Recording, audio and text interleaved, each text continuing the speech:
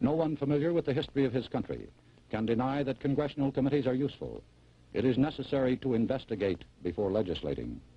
But the line between investigating and persecuting is a very fine one, and the junior senator from Wisconsin has stepped over it repeatedly.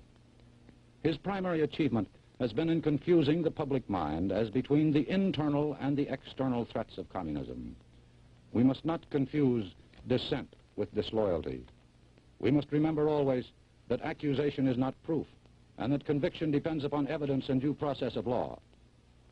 We will not walk in fear one of another. We will not be driven by fear into an age of unreason if we dig deep in our history and our doctrine, and remember that we are not descended from fearful men, not from men who feared to write, to speak, to associate, and to defend causes that were for the moment unpopular.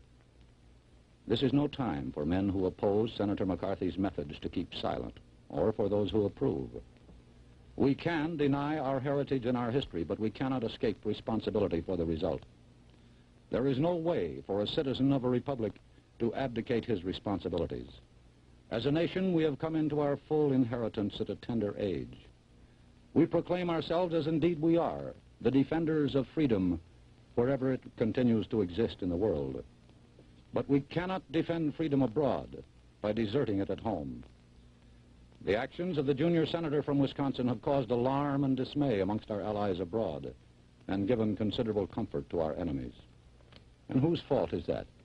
Not really his. He didn't create this situation of fear. He merely exploited it, and rather successfully. Cassius was right. The fault, dear Brutus, is not in our stars, but in ourselves. Good night, and good luck.